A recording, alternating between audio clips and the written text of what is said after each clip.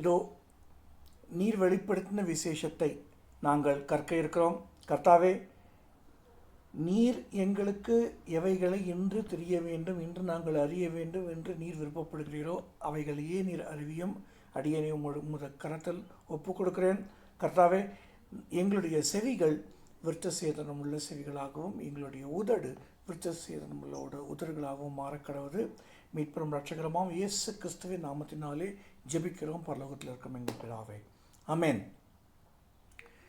Okay, 12ஆம் அதிகாரம் 13ஆம் அதிகாரம் படிக்கலாம். ஆக்சுவலாக உங்களுக்கு ஒரு மெசேஜ் அனுப்பியிருந்தேன், நீங்கள் பார்த்தீங்களான்னு தெரியல. ஆக்சுவலாக this covers the whole unholy trinity which is manifested in the future times. எதிர்காலத்தில் வரப்போகும் இந்த பிசாசினுடைய திருத்துவத்தை எப்படிலாம் வெளிக்காட்டுறான் அப்படிங்கிறத உங்களுக்கு போட்டிருந்தேன். 12 மற்றும் 13ஆம் அதிகாரங்கள் இரண்டையும் தொடர்ந்து படிச்சிடுங்க. அதுக்கப்புறமா அதில் இருக்கிற தொடர்புகள் மட்டும் சொன்னால் போதும் நமக்கு. ஏன்னா இது நமக்கு அதிகமாக தெரிய வேண்டிய அவசியம் இல்லை, ஏனென்றால் நாம் இதில் இருக்க போவது இல்லை. அதனால் ஓகே, அறிந்தால் போதுமானது அப்படின்றது தான் என்னுடைய பாயிண்ட் ஆஃப் வியூ. ஸோ படித்து அது என்னன்றது தெரிஞ்சுக்கிட்டோன்னா போதும்.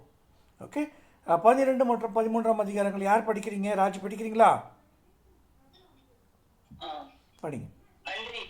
ஒரு பெரிய அடையாளம் வானத்திலே காணப்பட்டது.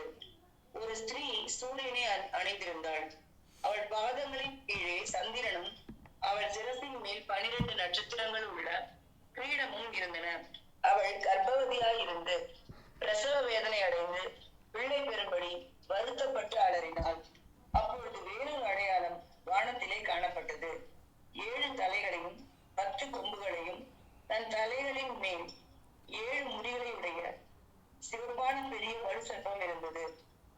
அதன் வால் வானத்தின் நட்சத்திரங்களில் 1/3 இழுத்து அவைகளை பூமியில் விழ தள்ளிற்று. பிரசவ வேதனைப்படுகிற அந்த ஸ்திரீ பிள்ளை பெற்றவுடனே அவளுடைய பிள்ளையை பட்சித்து போடும்படிக்கு அந்த வலு சர்ப்பம் அவளுக்கு முன்பாக நின்றது. சகல ஜாதிகளையும் இருப்புக்கோளால் ஆளுகை செய்யும் ஆண் பிள்ளையை அவள் பெற்றாள். அவளுடைய பிள்ளை தேவனிடத்திற்கும் அவளுடைய சிங்காசனத்திற்கும் எடுத்துக் கொள்ளப்பட்டது. ஸ்திரீயானவள் வனாந்திரத்திற்கு ஓடி போனாள். அங்கே 1160 நாளளவும் அவளை போஷிப்பதற்காக தேவனால் ஆயத்தமாக்கப்பட்ட இடம் அவளுக்கு உண்டாயிருந்தது. வானத்திலே யுத்தம் உண்டாயிற்று. மிகாவேலும் அவனை சேர்ந்த தூதர்களும் வலு சர்ப்பத்தோட யுத்தம் பண்ணினார்கள். வலு சர்ப்பமும் அதை சேர்ந்த தூதரும் யுத்தம் பண்ணியும் ஜெயம் கொள்ளவில்லை. வானத்தில் அவர்கள் இருந்த இடமும் காணப்படாமல் போயிற்று. உலகம் அனைத்தையும் மோசம் போக்குகிற பிசாசு என்றும் சாத்தான் என்றும் சொல்லப்பட்ட பழைய பாம்பாகிய பெரிய வலு சர்ப்பம் தள்ளப்பட்டது. அது பூமியிலே விழ தள்ளப்பட்டது. அதனோட கூட அதை சேர்ந்த தூதரும் தள்ளப்பட்டார்கள். அப்பொழுது வானத்திலே ஒரு பெரிய சத்தம் உண்டாகி, இப்பொழுது ரட்சிப்பும் வல்லமையும் நம்ம தேவனுடைய ராஜ்யமும் அவருடைய கிறிஸ்துவின் அதிகாரமும் உண்டாயிருக்கிறது. இரவும் பகலும் நம்முடைய தேவனுக்கு முன்பாக நம்முடைய சகோதரர் மேல் குற்றம் சுமத்தும் பொருட்டு அவர்கள் மேல் குற்றம் சாட்டுகிறவன் தாழ தள்ளப்பட்டு போனான். மரணம் நேரிடுகிறதா இருந்தாலும் அதற்கு தப்பும்படி தங்கள் ஜீவனையும் பாராமல் ஆட்டுக்குட்டியின் ரத்தத்தினாலும் தங்கள் சாட்சியின் வசனத்தினாலும் அவனை ஜெயித்தார்கள். ஆகையால் பரலோகங்களே, அவைகளில் வாசமாய் இருக்கிறவர்களே, கலி கூறுங்கள். பூமியிலும் சமுத்திரத்திலும் குடியிருக்கிறவர்களே ஐயோ, பிசாசானவன் தனக்கு கொஞ்ச கால மத்திரம் உண்டென்று அறிந்து மிகுந்த கோபம் கொண்டு உங்களிடத்தில் இறங்கினபடியால் உங்களுக்கு ஆபத்து வரும் என்று சொல்ல கேட்டேன். வலு சர்ப்பமானது தான் பூமியிலே தள்ளப்பட்டதை அறிந்து அந்த ஆண் பிள்ளையை பெற்ற ஸ்திரீயை துன்பப்படுத்தினது. ஸ்திரீயானவள் அந்த பாம்பின் முகத்திற்கு விலகி ஒரு காலங்களும் அரை காலமுமாக போஷிக்கப்படத்தக்கதாய் வனாந்திரத்தில் உள்ள தன் இடத்திற்கு பறந்து போகும்படி பெருங்கழுகின் 2 சிறகுகள் அவளுக்கு கொடுக்கப்பட்டது. அப்பொழுது அந்த ஸ்திரீயை வெள்ளம் கொண்டு போகும்படிக்கு பாம்பானது தன் வாயிலிருந்து ஒரு நதி போன்ற வெள்ளத்தை அவளுக்கு பின்னாக ஸ்திரீக்கு உதவியாக தன் வாயை திறந்து வலு சர்ப்பம் தன் வாயிலிருந்து ஊற்றின வெள்ளத்தை விழுங்கினது. அப்பொழுது வலு சர்ப்பமானது ஸ்திரீயின் மேல் கோபம் கொண்டு தேவனுடைய கற்பனைகளை கை கொள்ளுகிறவர்களும் இயேசு கிறிஸ்துவை குறித்து சாட்சியை உணர்வுமாகிய அவருடைய சந்ததியான மற்றவர்களுடனே யுத்தம் பண்ண போயிற்று. அதிகாரம் 11. பின்பு நான் கடற்கரை மணலின் மேல் நின்றேன். அப்பொழுது சமுத்திரத்தில் இருந்து ஒரு மிருகம் எழும்பி வர கண்டேன். அதற்கு 7 தலைகளும் 10 கொம்புகளும் இருந்தன. அதன் கொம்புகளின் மேல் 10 முடிகளும் அதன் தலைகளின் மேல் தூஷணமான நாமமும் இருந்தன. நான் கண்ட மிருகம் சிறுத்தையை போல் இருந்தது. அதன் கால்கள் கரடியின் கால்களைப் போலவும் அதன் வாய் சிங்கத்தின் வாயை போலவும் இருந்தன. வலு சர்ப்பமானது தன் பலத்தையும் தன் சிங்காசனத்தையும் மிகுந்த அதிகாரத்தையும் அதற்கு கொடுத்தது. அதன் தலைகளில் ஒன்று சாவுக்கு ஏதுவாய் காயம் பட்டிருக்க கண்டேன். ஆனாலும் சாவுக்கு ஏதுவான அந்த காயம் சொஸ்தமாக்கப்பட்டது. பூமியில் உள்ள யாவரும் ஆச்சரியத்தோடு அந்த மிருகத்தை பின்பற்றி அந்த மிருகத்திற்கு அப்படிப்பட்ட அதிகாரம் கொடுத்த வலு சர்ப்பத்தை வணங்கினார்கள். அல்லாமலும் மிருகத்திற்கு ஒப்பானவன் யார், அதனுடைய யுத்தம் பண்ணத்தக்கவன் யார் என்று சொல்லி மிருகத்தையும் வணங்கினார்கள். பெருமையானவைகளையும் தூஷணங்களையும் பேசும் வாய் அதற்கு கொடுக்கப்பட்டது. அல்லாமலும் 42 மாதம் யுத்தம் பண்ண அதற்கு அதிகாரம் கொடுக்கப்பட்டது. அது தேவனை தூஷிக்கும்படி தன் வாயை திறந்து அவருடைய நாமத்தையும் அவருடைய வாசஸ்தலத்தையும் பரலோகத்தில் வாசமாய் இருக்கிறவர்களையும் தூஷித்தது. மேலும் பரிசுத்தவான்களோடு யுத்தம் பண்ணி அவர்களை ஜெயிக்கும்படிக்கு அதற்கு அதிகாரம் கொடுக்கப்பட்டதும் அல்லாமல் ஒவ்வொரு கோத்திரத்தின் மேலும் பாஷைக்காரர்கள் மேலும் ஜாதிகள் மேலும் அதற்கு அதிகாரம் கொடுக்கப்பட்டது. உலக தோற்றம் முதல் அடிக்கப்பட்ட ஆட்டுக்குட்டியினுடைய ஜீவ புஸ்தகத்தில் பேர் எழுதப்பட்டிராத பூமியின் குடிகள் யாவரும் அதை வணங்குவார்கள். கால் உள்ளவன் எவனோ அவன் கேட்க கடவன். சிறைப்படுத்தி கொண்டு போகிறவன் சிறைப்பட்டு போவான். பட்டயத்தினாலே கொள்ளுகிறவன் பட்டயத்தினாலே கொல்லப்பட வேண்டும். பரிசுத்தவான்களுடைய பொறுமையும் விசுவாசமே இதிலே விளக்கும். பின்பு வேறொரு மிருகம் பூமியிலிருந்து எழும்ப கண்டேன். அது ஒரு கொம்புகளை உடையதா இருந்தது. வலு கண்டேன். அது ஒரு ஆட்டுக்குட்டிக்கு ஒப்பாக 2 கொம்புகளை உடையதா இருந்தது. வலு சர்ப்பத்தை போல பேசினது. அது முந்தின மிருகத்தை அதிகாரம் முழுவதும் மிருகத்தின் அதிகாரம் முழுவதையும் அதன் முன்பாக நடப்பித்து சாவுக்கு ஏதுவான காயம் ஆற சொத்தம் அடைந்த முந்தின மிருகத்தை பூமியும் அதன் குடிகளும் வணங்கும்படி செய்தது. அன்றியும் அது மனுஷனுக்கு முன்பாக வானத்தில் இருந்து பூமியின் மேல் அக்கினியை இறங்க பண்ணத்தக்கதாக பெரிய அற்புதங்களை நடப்பித்து மிருகத்தின் முன்பாக அந்த அற்புதங்களை செய்யும்படி தனக்கு கொடுக்கப்பட்ட சத்துவத்தினாலே பூமியின் குடிகளை மோசம் போக்கி பட்டயத்தினாலே காயப்பட்டு பிழைத்த மிருகத்திற்கு ஒரு சொரூபம் பண்ண வேண்டும் என்று பூமியின் குடிகளுக்கு சொல்லிற்று. மேலும் மிருகத்தின் சொரூபம் பேசத்தக்கதாகவும் மிருகத்தின் சொரூபத்தை வணங்காத யாவரையும் கொலை செய்யத்தக்கதாகவும் மிருகத்தின் சொரூபத்திற்கு ஆவியை கொடுக்கும்படி அதற்கு சத்துவம் கொடுக்கப்பட்டது. அது சிறியோர் பெரியோர் ஐஸ்வர்யவான்கள் தரித்திரர் சுயாதீனர் அடிமைகள் இவர்கள் யாவரும் தங்கள் தங்கள் வலது கைகளிலாவது நெற்றிகளிலாவது ஒரு முத்திரையை பெரும்படிக்கும் அந்த மிருகத்தின் முத்திரையாவது அதன் நாமத்தையாவது அதன் நாமத்தின் இலக்கத்தையாவது தரித்து கொள்ளுகிறவன் தவிர வேறொருவனும் கொள்ளவும் விற்கவும் கூடாதபடிக்கும் செய்தது. இதனாலே ஞானம் விளங்கும். அந்த மிருகத்தின் இலக்கத்தை புத்தியுடையவன் கணக்கு பார்க்க கடவன். அது மனுஷனுடைய இலக்கமாய் இருந்தது. அதனுடைய இலக்கம் 666. ஓகே, இதில் நம்ம 3 மிருகங்கள் வருவதை பார்க்கிறோம். 3 மிருகங்கள். முதல்ல வானத்திலிருந்து தள்ளப்படும் மிருகம், சமுத்திரத்திலிருந்து எழும்பும் மிருகம், அப்புறம் இன்னொரு ஆட்டுக்குட்டி. ஓகே, இது 3மே அன்ஹோலி ட்ரினிட்டி அப்படின்னு சொல்லக்கூடிய இந்த பிசாசினுடைய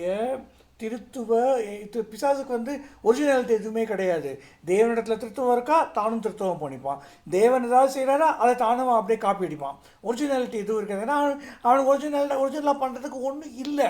அதனால் அவன் பொய்களின் பிதாவாக இருக்கிறதுனால பொய் தான் அவன் சொல்லி ஆகணும், வேறு வழி இல்லை அவனுக்கு. அப்போது அவன் அன்ஹோலி ட்ரினிட்டி ஒன்று எடுத்துகிட்டு வரான்.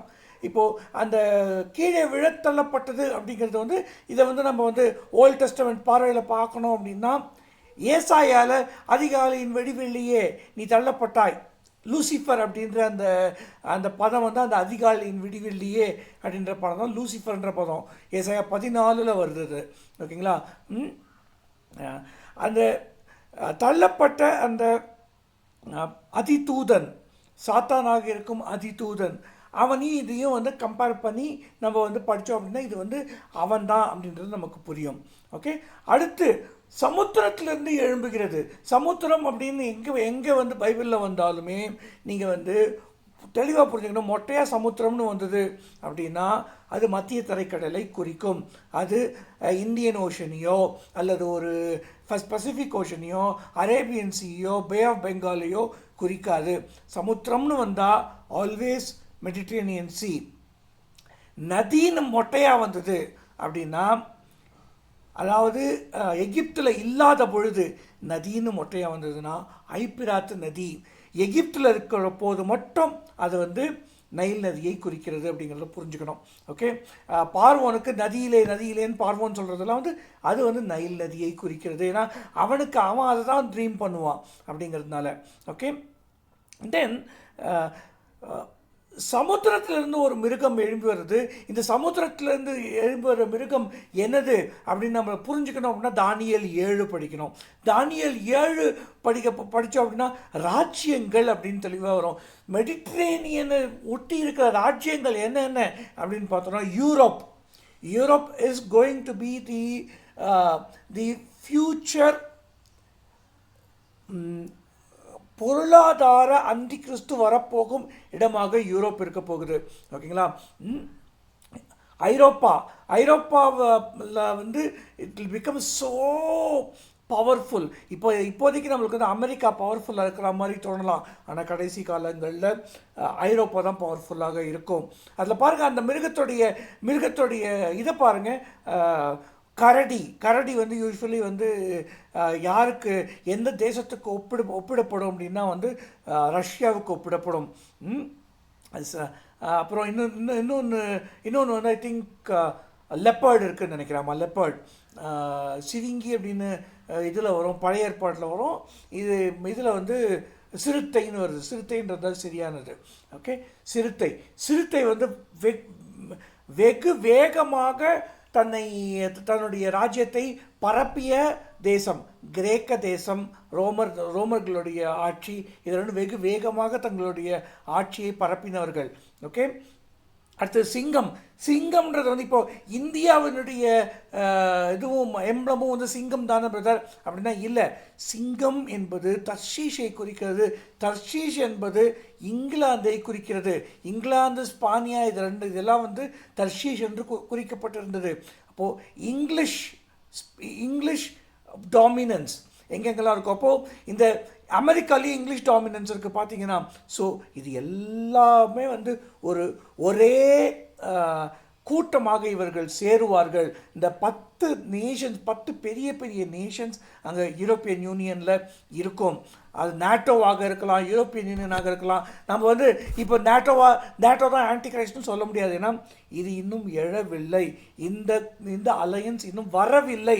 ஆனால் நிச்சயமாக வரும். தானியேல் 7 படி வரும். வெளிப்படுத்தல் 13 படியும் வரும் அப்படிங்கிறத புரிஞ்சுக்கணும்.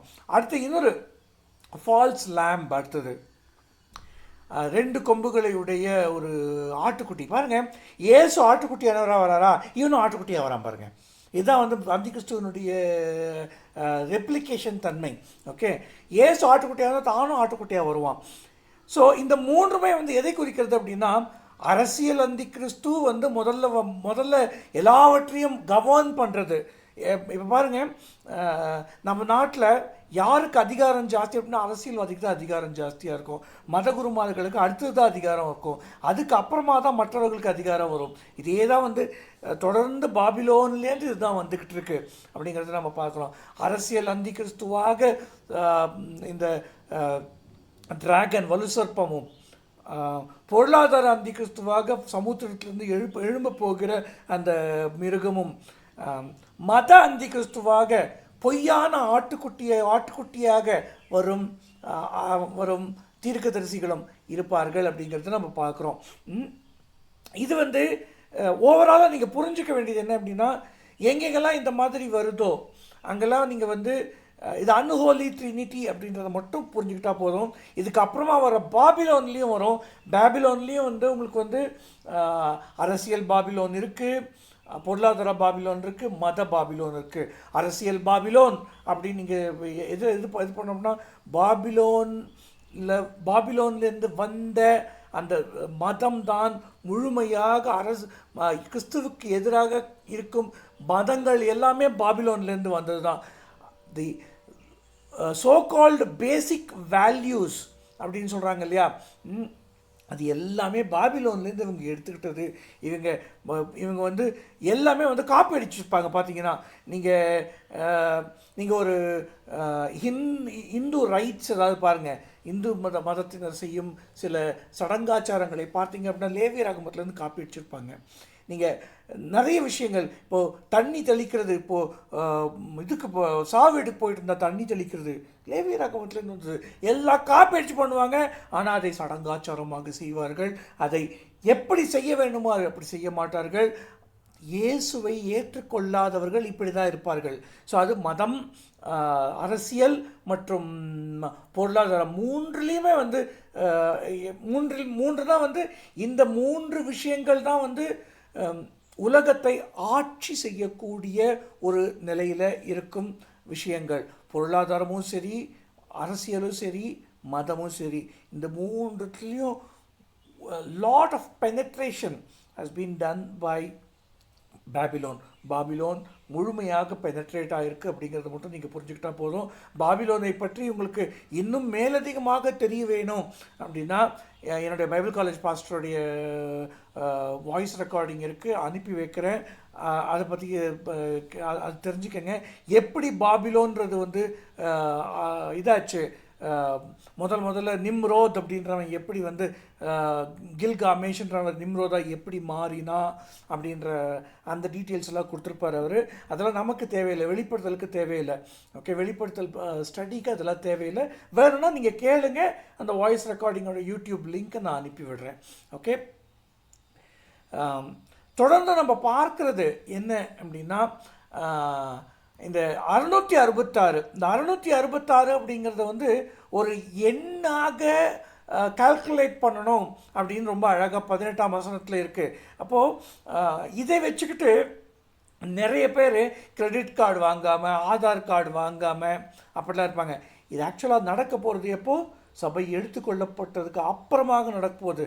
அது வரைக்கும் எனக்கு எதுவும் என்னுடைய ஆண்டவராகிய இயேசு கிறிஸ்து என்னை விட்டு மகா உபத்திரவ காலத்தை ஆரம்பிக்க மாட்டார்ன்ற விசுவாசம் இல்லாமை தான் அது வாங்காமல் இருக்கிறது. ஏன்னா அவர்களுக்கே தெரியுது அவர்கள் எங்கேயோ பரிசுத்தத்தில் வந்து கம்மியாக இருக்கிறாங்க அப்படின்னு சொல்லிட்டு. தன் கனிகளை கொடுக்கும் கிறிஸ்தவர்களாக நாம் இருந்தோம் என்றால் நிச்சயமாக அவர் உண்மையுள்ளவராக இருக்கிறார். நாம் நம்முடைய வேலையை செய்து, நமக்கென்று கர்த்தர் கொடுத்த வேலைகளை செய்து, உண்மையும் உத்தமவுமாக நாம் அவரை பின்பற்றுமானால் எடுத்துக்கொள்ள அவர் உண்மையுள்ளவராக இருக்கிறார் என்பதை நாம் அறிந்து கொள்ளணும். இதில் இன்னொரு ரொம்ப முக்கியமானது, பரிசுத்தவான்களுடைய பொறுமை இதில் விளங்கும். இதை பார்த்துட்டு பரிசுத்தவான்களும் அப்போ வந்து மகா உபத்திரவ காலத்துக்குள்ளே போவாங்க பிரதர் அப்படின்னு சொல்கிறாங்க. இந்த பரிசுத்தவான்கள் யார் அப்படின்னா கைவிடப்பட்டவர்கள். கைவிடப்பட்டு அப்பொழுது மனம் திரும்பி அவர்கள் தொடர்ந்து இருக்கிறாங்க இல்லையா, அவர்களுடைய பொறுமை விளங்கும் அப்படின்றத புரிஞ்சுக்கணும்.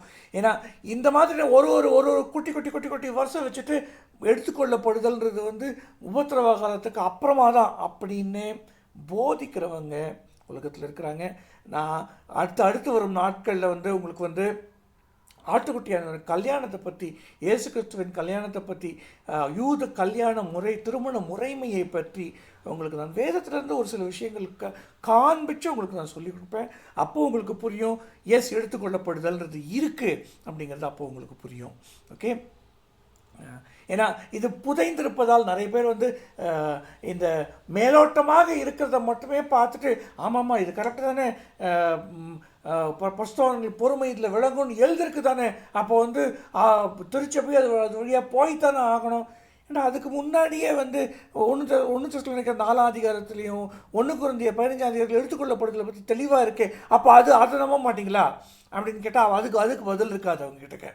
ஓகே, ஸோ ஒரே ஒரு வசனத்தை மட்டும் எடுத்துக்கொண்டு நம்ம வந்து இதுதான் நடக்கும் அப்படின்னு சொல்லக்கூடாது. த்ரூ அவுட் த ஸ்கிரிப்சர்ஸ் நம்ம ஏனோக்கிலேருந்து பார்த்தோன்னா எடுத்துக்கொள்ளப்படுதல் இருக்குது, எலியா எடுத்துக்கொள்ளப்பட்டார், இந்த மாதிரி நிறைய த்ரூ அவுட் த ஸ்கிரிப்சர்ஸ் எடுத்துக்கொள்ளப்படுதல் இருக்குன்றதுனால நாம் வந்து நம்முடைய விசுவாசத்தை நாம் இழக்காமல், நம்முடைய விசுவாசத்தை நாம் ஸ்திரப்படுத்தி கொண்டு, இயேசு கிறிஸ்துவை பற்றி கொண்டு, இயேசு கிறிஸ்துவை தரித்து கொண்டு, இயேசு கிறிஸ்துவாகிய இந்த எழுதப்பட்ட வார்த்தையை அனுதினமும் புசித்து அந்த மன்னாவினால் நாம் பலன் கொண்டு நாம் இந்த எதிரி வந்துக்கிட்டே இருப்பான். எதிரி இது நீ வந்து உபத்திரவப்படுவ தெரியுமா அப்படின்னு கேட்பான். பாருங்கள், நீங்கள் உபத்திரவப்படுவீங்க அப்படின்னு, உபத்திரவ காலத்துக்குள்ளே போவீங்க அப்படின்னு சொல்கிறது வேறு யாரும் கிடையாது, எதிரி. அதை புரிஞ்சுக்கங்க. ஓகே, உபத்திரவப்படுவீர்கள், அது வேற. உபத்திரவ காலத்திற்குள்ளாக நீங்கள் பிரவேசிப்பீர்கள் அப்படின்னு சொல்பவன் எதிரி. அந்த எதிரியை புறம் தள்ளிவிட்டு இயேசு கிறிஸ்துவின் இரத்தத்தினாலே ஜெயம் கொண்டு நாம் அனுதினமும் அவருடைய மன்னாவை புசித்து அவருடைய வேலையை செய்ய கடவோம். இது நான் இன்னைக்கு ப்ரிப்பேர் பண்ணது இவ்வளவுதான். உங்களுக்கு ஏதாவது கேள்விகள் இருந்தால் கேட்கலாம், இல்லை நீங்கள் ப்ரிப்பேர் பண்ணிட்டு தான் வந்திருந்தீங்க அப்படின்னா தயவு செஞ்சு ஷேர் பண்ணுங்கள்.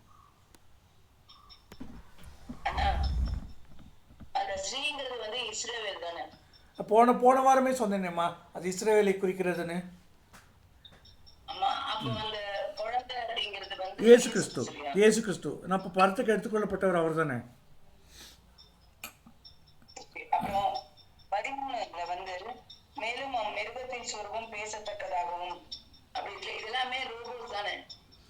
ரோபோவாக இருக்கலாம். ஸோ பாசிபிலிட்டி இருக்குது இப்போது. அதாவது இப்போது ஒரு ஒரு ஒரு ஒரு 50 வருஷம் முன்னாடி சொல்லியிருந்தீங்க அப்படின்னா எங்கேயாவது பொம்மை பேசுமா அப்படின்னு இருப்பாங்க. ஓகேவா? இப்போ பாருங்கள், இப்போது ஆர்டிஃபிஷியல் இன்டெலிஜென்ஸில் ரிச்சுவல் ரியாலிட்டியில் பேசுகிறாங்க இப்போது.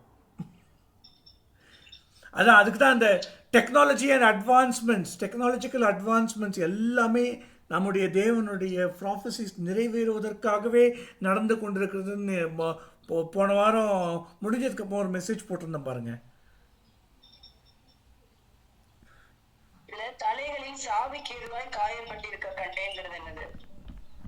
அவைகள் அந்த தலைகள் வந்து ராஜ்யங்களை குறிக்கும். ஓகேவா? அதான் தானியேல் 7 படிச்சிங்கன்னா உங்களுக்கு தெரியும். அதனால்தான் தானியேல் ஃபுல்லாக படிக்கணுமா வேணாமா அப்படின்னு சொல்லிட்டு கேட்டேன். ராஜா அண்ணன் மட்டும்தான் மெசேஜ் போட்டிருந்தாரு, நீங்கள் யாருமே ரிப்ளை பண்ணல. தானியேல் 7 படிங்க, 7 படித்தா உங்களுக்கு புரியும். ஓகே, ஏன்னா அதில் விளக்குறாரு. மைக்கேல் நினைக்கிறேன், ஏதோ ஒரு தூதன், மைக்கேலோ கேப்ரியலோ 2 பேரில் ஏதோ ஒரு தூதன் விளக்கி காண்பிக்கிறார் அது என்ன அப்படின்னு சொல்லிட்டு.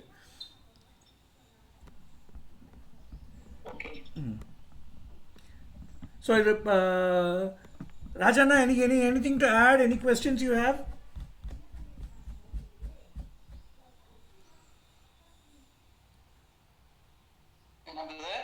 Any questions you have? Anything you want to add?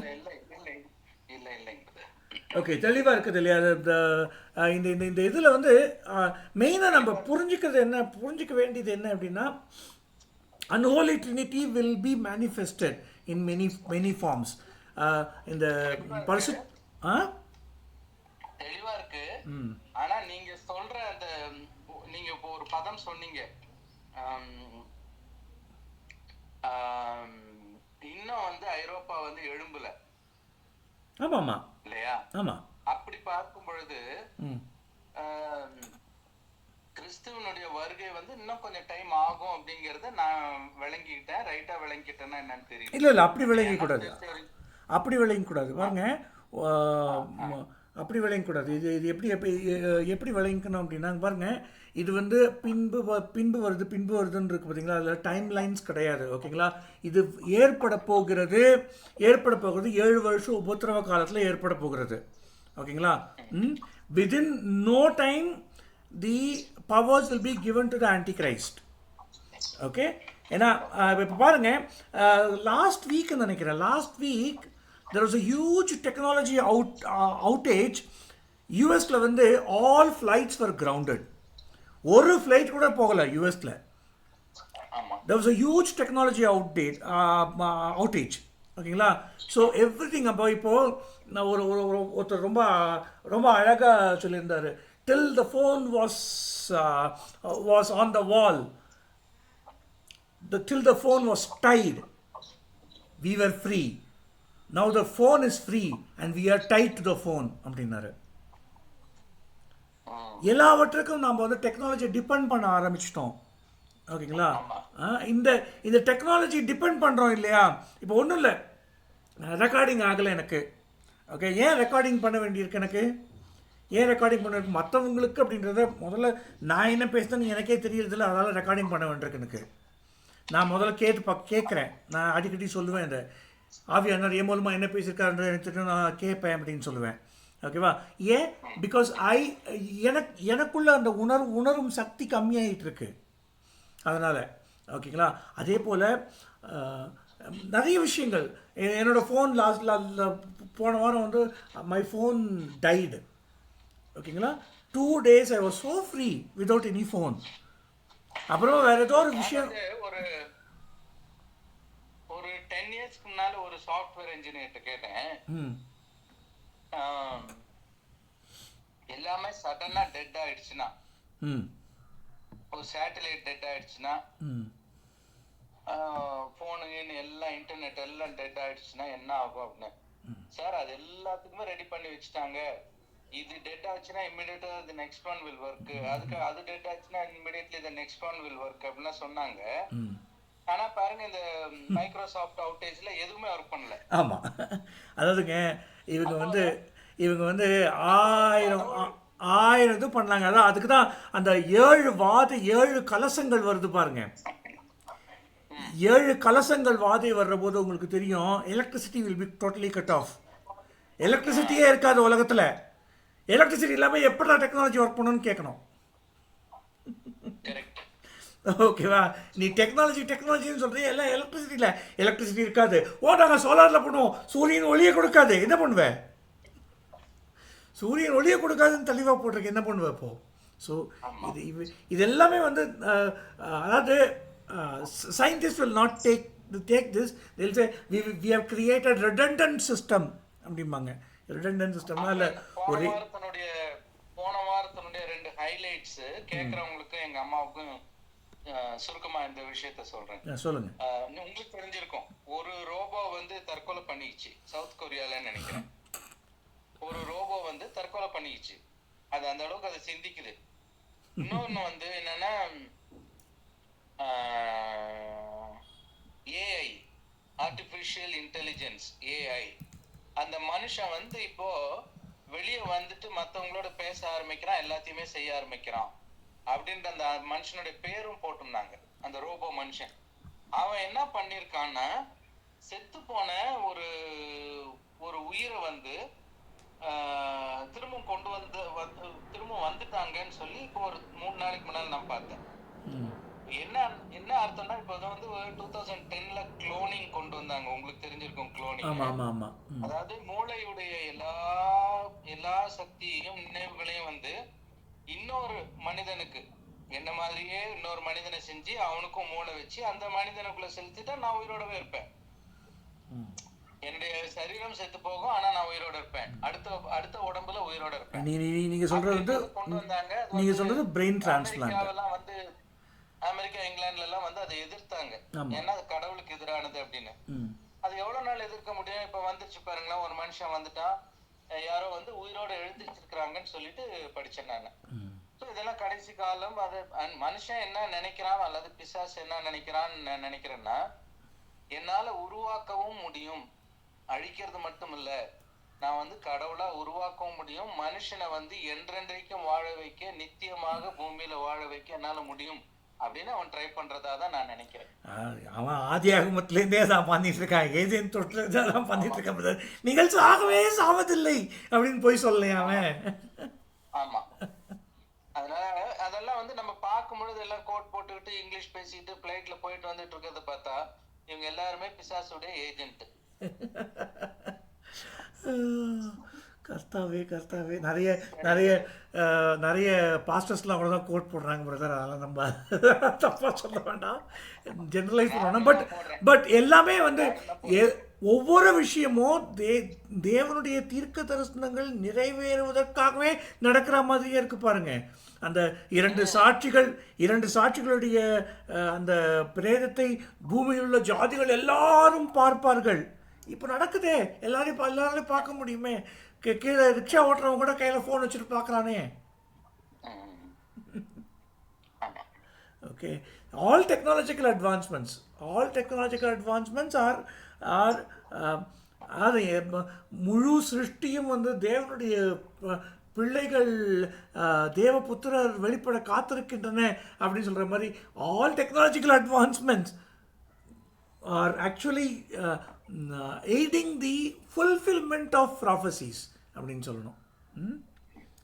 Sorry, எனக்கு நிறைய நிறைய இங்கிலீஷ் பேசுகிறேன், எனக்கு என்னன்னு தெரியல. ஆண்டவருடைய அபிஷேகம் வந்து எனக்கு தெரியல. யூஸ்வலாக இங்கிலீஷ் இவ்வளோ இங்கிலீஷ் பேச மாட்டேன். சரி, பியூலாக்கா உங்களுக்கு ஏதாவது கேள்வி இருக்கா? ஓகே, நாளைக்கு நாளான்னைக்கு இந்த வாரத்துக்குள்ளாக நம்ம வந்து 7 கலசங்களை முடிச்சிடுவோம். ஓகே, இந்த வாரத்துக்குள்ளாக நம்ம வந்து அடுத்து வந்து இப்போ நாளைக்கு நம்ம பார்க்க போகிறது தானியேலின் 70 வாரங்கள். அதுக்கப்புறமா ஏன்னா ஏற்கனவே வந்து 3.5 வருஷம் வந்துருச்சு, அதை வந்து உங்களுக்கு நான் சொல்லி கொடுக்கல, அதில் பெண்டிங்கில் இருக்குது. அடுத்தது வந்து ஆட்டுக்குட்டியான திருமணம், இது ரெண்டுத்தையும் முடிச்சுட்டு அதுக்கப்புறமா வாடகைகளுக்கு போகலாமா, இல்லை வாடகைகளை முடிச்சுட்டு ஆட்டுக்குட்டியான திருமணத்துக்கு போகலாமா? ஆக்சுவலாக அதுதான் வந்து குரோனாலஜி. வாதைகளை முடிச்சுட்டு ஆட்டுக்குட்டி திருமணத்துக்கு போகலாம். ஓகே, ஸோ நாளைக்கு வந்து நம்ம வந்து தானியேலின் 70 வாரங்கள் படிக்கலாம். அந்த 70 வாரங்களுக்கான அந்த போர்ஷன் அனுப்பி வைக்கிறேன், தயவு செஞ்சு படிச்சுட்டு வாங்க. தானியேலில் அது எப்படி வந்து இதாகுது, புதிய ஏற்பாடுக்கு எப்படி டைப் ஆகுது அப்படிங்கிறதுக்கு மத்திய 24 படிக்கணும், அப்போ தான் உங்களுக்கு புரியும். ஓகே, மத்திய 24 மார்க் லூக்லேயும் இருக்குது, மற்றையும் மட்டும் படிச்சுட்டு வாங்க போகிறோம், ஏதாவது ஒன்று படிச்சுட்டு வாங்க போதும். ஸோ 2 அதிகாரங்கள் நீங்கள் படிச்சுட்டு வரணும். படிச்சுட்டு வந்துட்டு எப்படி வந்து அது வந்து the divine plan gets unfolded அப்படின்றத பாருங்கள். ஏன்னா காரியத்தை மறைப்பது கர்த்தருக்கு மேன்மை, காரியத்தை ஆராய்வதோ ராஜாக்களுக்கு மேன்மை. இது நம்மளாம் வந்து ராஜரீக ஆசாரிய கூட்டமாக அழைக்கப்பட்டவர்கள். நம்ம இந்த ரகசியங்களை எல்லாத்தையும் தோண்டி தோண்டி தோண்டி தோண்டி படிப்பிச்சு ரெண்டும் பண்ணணும். ஏன்னா நமக்கு ஏதாவது ஒரு வெளிப்பாடு கிடைக்குதா, அது யாராவது ஒருத்தர்கிட்டையாவது சொல்கிறதுக்கு பழகுங்க, அது ரொம்ப ரொம்ப முக்கியம். ஏன்னா வேதத்தில் இருக்கிற வெளிப்பாடு உங்களுக்கு கொடுத்துட்டு நீங்கள் வேறு யாருக்காவது பகிரலை அப்படின்னா என்ன தரமா, எந்த நீதி கொள்ள தரமாங்க? அதிகம் கொடுக்கப்பட்டது உங்ககிட்ட அதிகம் கேட்கப்படும் அந்த நீதியில் வரும். நீங்கள் ஷேர் பண்ணிட்டீங்கன்னா அவனுக்கு கொடுத்தா செப்போ, அது புரிஞ்சுக்கோங்க. யாராவது ஒருத்தர்கிட்டையாவது ஷேர் பண்ண பழகுங்க. ஓகே, நீங்கள் வந்து ஒரு திருச்சபையில் இருக்கிறவங்க எல்லாருக்கிட்டையும் ஷேர் பண்ணோம் அப்படின்னு நான் சொல்லவே இல்லை. ஓகே, ஒருத்தர்கிட்ட ஷேர் பண்ண பழகுங்க. எவ்வளோ அருமையான வெளிப்பாடு இது அப்படின்னு ஒருத்தர்கிட்ட ஷேர் பண்ணுங்கள். ஷேர் பண்ணுற போது உங்களுக்கான ஆசீர்வாதம் பல மடங்காகும். ஏன்னா புரிஞ்சுக்கங்க, மத்திய 28 ஆண்டவர் த கிரேட் கமிஷனில் சொன்னதே அதுதான், நான் உங்களுக்கு போதித்தவைகளை உபதேசம் பண்ணுங்கள் அப்படிங்கிறது.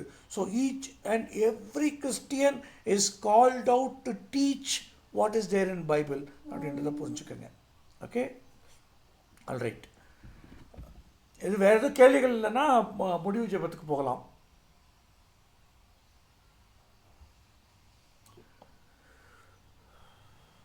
ஓகே, விளக்கா ஒரு முடிவு ஜெபம், சின்ன முடிவு ஜெபம் பண்ணுங்க, முடிக்கலாம்.